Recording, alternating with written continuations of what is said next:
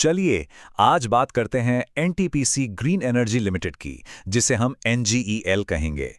Company ने 31 दिसंबर 2025 को खत्म हुई तिमाही के अपने नतीजे जारी किए हैं और ये भारत के क्लीन एनर्जी ट्रांजिशन में एक बहुत ही अहम खिलाड़ी है। तो आज हम इन्हीं नतीजों को डिकोड करेंगे और समझेंगे कि बिजनेस की इकोनॉमिक्स किस तरफ जा रही है। तो सबसे पहले ये एनजीईएल है क्या? देखिए, ये कोई स्टैंड अलोन कंपनी नहीं है।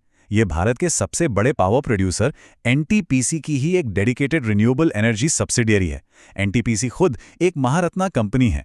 तो असल में एनजीईएल देश के सबसे बड़े पावर हाउस की सारी ग्रीन एनर्जी महत्वाकांक्षाओं को पूरा करने का एक जरिया है।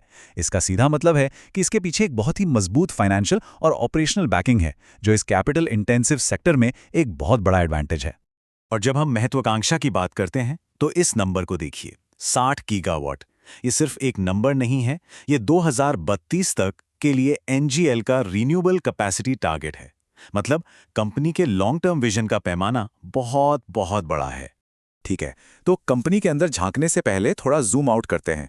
ये समझना जरूरी है कि एनजीएल किस बड़े मैदान में खेल रही है, क्योंकि ये सिर्फ एक कंपनी की कहानी नहीं है। ये भारत के विशाल ग्रीन एनर्जी अवसर का हिस्सा है। यही वो हवा है जो इसकी नाव को आगे बढ़ाएगी। बिल्कुल, और ये स्लाइड हमें ज़मीनी हकीकत दिखाती है। मौका बहुत बड़ा है, लेकिन राह में कुछ बड़े स्पीड ब्रेकर भी हैं और एनुअल रिपोर्ट में भी इन चुनौतियों का जिक्र है। देखिए, डिस्कॉम्स यानी बिजली बांटने वाली सरकारी कंपनियों की खराब माली हालत एक पुरानी और लगातार बनी रहने वाली समस्या है। आखिर में यही आपके सबसे बड़े ग्राहक हैं।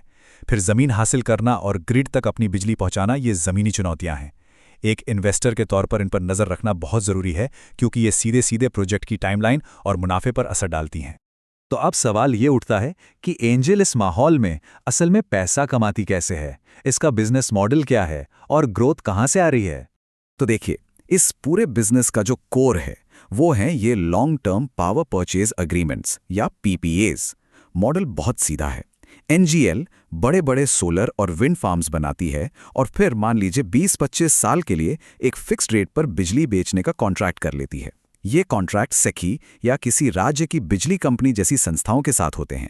इसका सबसे बड़ा फायदा यह है कि एक बार आपका प्रोजेक्ट शुरू हो गया तो आपको पता होता है कि अगले 25 साल तक कितना कैश फ्लो आएगा। ये एक बहुत ही स्टेबल, लगभग एन्युइटी जैसा रेवेन्यू मॉडल है।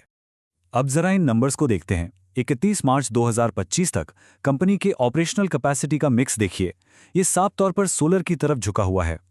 5400 मेगावाट से ज़्यादा सोलर और उसके मुकाबले सिर्फ लगभग 500 मेगावाट विंड। ये भारत में रिन्यूएबल सेक्टर की असलियत को भी दिखाता है, जहां सोलर ने बहुत तेज़ी से ग्रोथ की है। लेकिन एक एनालिस्ट के तौर पर हमें यह भी देखना होगा कि क्या ये एक तरह का कॉन्सेंट्रेशन रिस्क है, खासकर तब जब विंड और दूसरी टेक्नोलॉजीज भी रफ्तार पकड़ रही हैं। और ये नंबर हमें उनकी मौजूदा स्केल के बारे में बताता है। 31 मार्च 2025 तक ग्रुप की टोटल इंस्टॉल्ड कैपेसिटी लगभग 6000 मेगावाट थी। अब इसे कॉन्टेक्स्ट में रखिए। ठीक एक साल पहले ये आंकड़ा 3000 मेगावाट से भी कम था। ये लगभग डबल हो गया है, जो दिखाता है कि कंपनी कितनी तेजी से कैपेसिटी बढ़ा रही है। ओके, तो अब आते हैं मेन मुद्दे पर, ताज़ा तिमाही के नतीजों पर। 29 जनवरी 2026 को जो आंकड़े आए हैं वो हमें बताते हैं कि कंपनी की रणनीति असल में जमीन पर कैसा परफॉर्म कर रही है। तो अगर आप टेबल देखें, पिछले साल इसी तिमाही के मुकाबले इस साल दिसंबर तिमाही में दो चीजें साफ दिखती हैं। ऑपरेशन से रेवेन्यू थोड़ा कम हुआ है, 460 करोड़ से घटकर करीब 447 करोड़। लेकिन असली कहानी प्रॉफिट में है। इस तिमाही का मुनाफा 89 करोड़ से सीधे 60 करोड़ पर आ गया है। ये करीब करीब 33% की गिरावट है, जो कि एक तिमाही के लिए काफी बड़ी है। तो बड़ा सवाल यही है, ये गिरावट आई क्यों? रेवेन्यू और प्रॉफिट पर यह दबाव कहाँ से आ रहा है? और यहाँ एक ज़रूरी बात यह है कि कंपनी की तरफ से जो रिपोर्ट आई है उसमें इस गिरावट के कारणों पर कोई खास मैनेजमेंट कमेंट्री नहीं दी गई है। तो हमें दिए गए आंकड़ों से ही अंदाज़ा लगाना होगा। हो सकता है कि बिजली उत्पादन कम रहा हो या फिर ऑपरेशनल कॉस्ट बढ़ गई हो, लेकिन रिपोर्ट में ये साफ नहीं है। और ये मार्जिन का ट्रेंड देखिए, ये कहानी को और भी साफ कर देता है। नेट प्रॉफिट मार्जिन, यानी कि हर 100 रुपये के रेवेन्यू पर कितना प्रॉफिट बना, वो लगातार गिर रहा है। एक साल पहले ये 19.4% था, पिछली तिमाही में 18.7% था और अब इस तिमाही में ये लुढ़ककर 13.5% पर आ गया है। मार्जिन में इस तरह की गिरावट किसी भी इन्वेस्टर के लिए एक बड़ी चिंता का विषय है और इस पर आगे भी नजर रखनी होगी। ठीक है, तो इस तिमाही के दबाव से थोड़ा हटकर चलिए फिर से लॉन्ग टर्म तस्वीर को देखते हैं। शॉर्ट टर्म नतीजों के अलावा बड़ा सवाल ये है कि मैनेजमेंट कंपनी को लेकर कहाँ जा रहा है, उनकी स्ट्रैटेजी क्या है और वो अपना पैसा कहाँ लगा रहे हैं। तो मैनेजमेंट का गेम प्लान क्या है? एनुअल रिपोर्ट के हिसाब से ये 3 पिलर्स पर टिका है। पहला, स्केल, मतलब बस बड़े बड़े प्रोजेक्ट्स बनाते जाओ और अपनी पाइपलाइन मजबूत रखो। दूसरा है डाइवर्सिफिकेशन, सिर्फ सोलर और विंड तक ही सीमित नहीं रहना है, बल्कि ग्रीन हाइड्रोजन, एनर्जी स्टोरेज जैसे भविष्य के क्षेत्रों में भी कदम रखना है। और तीसरा है अधिग्रहण, यानी मार्केट में अपनी पहुंच बढ़ाने के लिए दूसरी कंपनियों या प्रोजेक्ट्स को खरीदना। और ये जो डाइवर्सिफिकेशन वाली स्ट्रैटेजी है, उसका सबसे बड़ा उदाहरण है ये पुडेमठ का ग्रीन हाइड्रोजन हब। ये एक बहुत ही महत्वाकांक्षी प्रोजेक्ट है। यहाँ बात सिर्फ बिजली बनाने की नहीं हो रही, बल्कि एनर्जी वैल्यू चेन में एक कदम आगे जाने की हो रही है। ये भविष्य पर लगाया गया एक बड़ा दांव है, जो आगे चलकर कंपनी के लिए वैल्यू क्रिएशन का एक बड़ा जरिया बन सकता है। अब बात करते हैं अधिग्रहण की स्ट्रैटेजी की।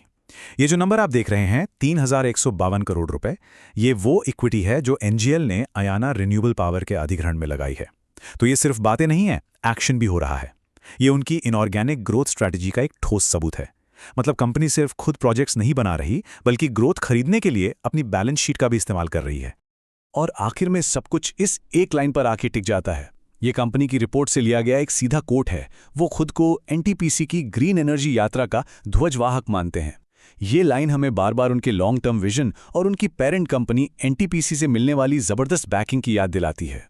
तो अंत में हम इस सबसे बड़े सवाल पर आकर रुकते हैं। एक तरफ 60 गीगावाट का एक बहुत बड़ा लॉन्ग टर्म विजन है, जिसके पीछे एनटीपीसी की पूरी ताकत है, और दूसरी तरफ हालिया तिमाही के नतीजे हैं, जहां रेवेन्यू और मार्जिन दोनों पर दबाव दिख रहा है। तो क्या कंपनी अपनी लंबी दौड़ की महत्वाकांक्षाओं और छोटी दौड़ के इन चुनौतियों के बीच संतुलन बना पाएगी?